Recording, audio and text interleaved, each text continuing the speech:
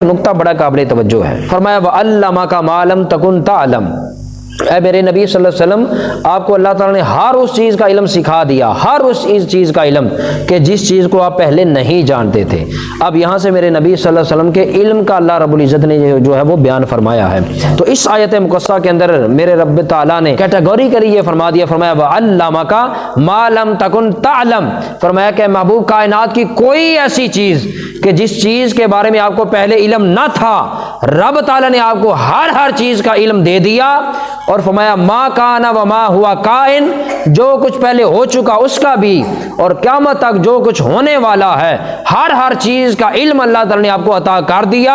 اور ہر چیز کا علم عطا کرنے کے بعد فرمایا وکان فضل اللہ علیک عظیما، اے میرے محبوب صلی اللہ علیہ وسلم اللہ تعالیٰ نے آپ پر بہت بڑا فضل کیا ہے، آپ پر بہت بڑا فضل کیا ہے۔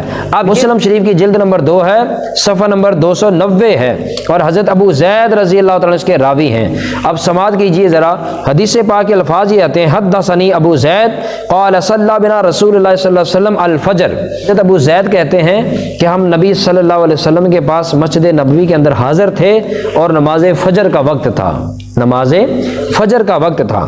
وصعد المنبر فخطبنا، حضور صلی اللہ علیہ وسلم ممبر پر جلوہ فرما ہوئے، نماز فجر ادا کی اور حضور ممبر پر جلوہ فرما ہوئے۔ فخطبنا، ابو زید کہتے ہیں کہ حضور نے ہم سے خطبہ دینا شروع کر دیا، ہمیں حضور صلی اللہ علیہ وسلم نے علوم بتانا شروع کر دیے، حضور صلی اللہ علیہ وسلم نے ہمیں کائنات کی خبریں دینا شروع کر دیں۔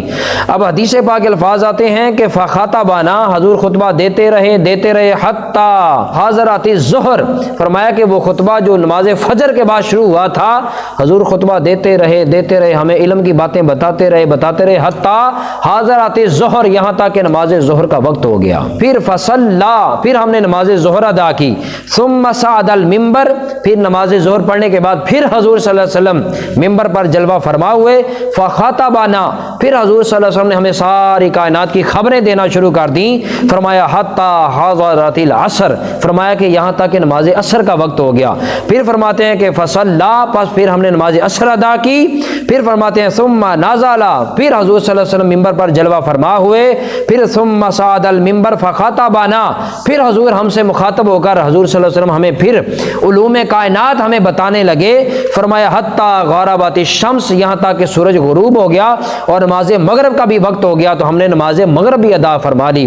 فرمایا کہ وہ خطبہ جو حضور صلی اللہ علیہ وسلم نے نماز فجر کے بعد شروع کیا تھا، ظہر تک چلا، ظہر کی نماز ادا ہوگی، پھر حضور نے آگے شروع کیا، عصر تک چلا، عصر کی نماز ادا کی، پھر آگے تک چلا، مغرب کا وقت ہوا، حضور نے مغرب کی نماز بھی ادا کر لی۔ پھر حدیث پاک کے الفاظ ہیں فاخبرنا بما کان وبما ہوا کائن، فرمایا کہ اللہ کی عزت و جلال کی قسم، کائنات میں اس سے پہلے جو کچھ ہو چکا تھا وہ بھی، اور قیامت تک جو کچھ ہونے والا تھا، بما کان وبما ہوا کائن، اور جو کچھ کائنات میں قیامت تک ہونے والا تھا، اللہ کے نبی صلی اللہ علیہ وسلم نے فاخبرنا، ہمیں ہر چیز کی خبر دے دی۔ علمنا احفظنا، کہ ہم میں سے اس خطبہ کو سننے کے بعد سب سے بڑا عالم اور سب سے بڑا علم جاننے والا وہ ہوا جس نے اس خطبے کو سب سے زیادہ یاد کر لیا تھا۔ یہ میرے نبی صلی اللہ علیہ وسلم کے علم کا کمال ہے۔ اللہ اکبر یا رسول اللہ۔